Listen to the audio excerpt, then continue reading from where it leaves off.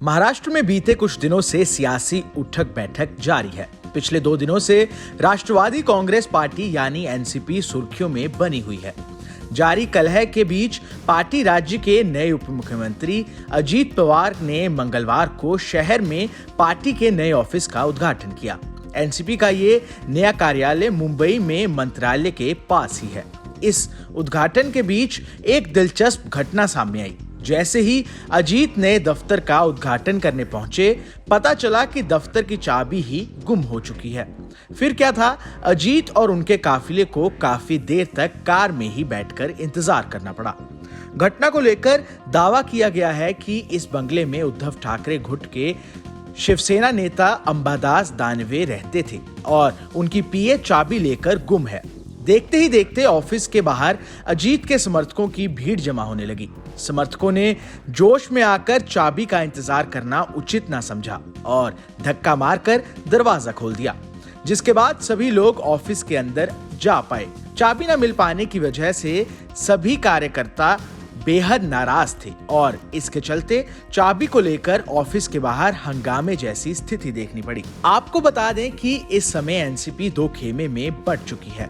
एक गुट एनसीपी प्रमुख शरद पवार का है तो वहीं दूसरा गुट भतीजे अजीत पवार का है। अजीत पवार ने 2 जुलाई को अपनी पार्टी एनसीपी के साथ बगावत की और राज्य का उप मुख्यमंत्री बनते हुए बीजेपी का दामन थाम लिया। उसी के बाद से ही एनसीपी और महाराष्ट्र की सियासत में संग्राम जैसा माहौल बना हुआ है। एनसीपी में इस उथल पुथल को देखते हुए कांग्रेस भी अपनी तैयारियों में जुटी हुई नजर आ रही है। कांग्रेस ने मुंबई में आज एक अहम बैठक बुलाई है, जिसमें कई अहम मुद्दों पर चर्चा संभव है। इस बैठक में सभी बड़े नेताओं और विधायकों को बुलाया गया है। सूत्रों से मिली खबर के मुताबिक अजीत पवार समेत 8 एनसीपी विधायकों के शिंदे सरकार में शामिल होने के बाद राजनीतिक हालातों पर चर्चा के लिए बैठक बुलाई गई है। इस दौरान विधानसभा में नए विपक्ष के नेता पर भी चर्चा होगी। कांग्रेस ने इस पद के लिए पहले से ही दावा ठोक रखा है। अशोक चौहान, नाना पटोले, पृथ्वीराज चौहान, अमित देशमुख, बाला साहेब थोराट और प्रभारी एच.के. पाटिल मीटिंग के लिए पहुंचे हैं। एनसीपी से जुड़े ताजा अपडेट की बात करें तो एनसीपी सांसद अमोल कोल्हे इस्तीफा दे सकते हैं। अमोल कोल्हे शिरूर लोकसभा क्षेत्र से सांसद हैं। आज शरद पवार से अमोल कोल्हे मुलाकात करेंगे और अपने फैसले पर शरद पवार से सलाह करेंगे। ये मुलाकात वाईबी सेंटर पर शाम 6 बजे से होगी, लेकिन पार्टी में अमोल कोल्हे बने रहेंगे।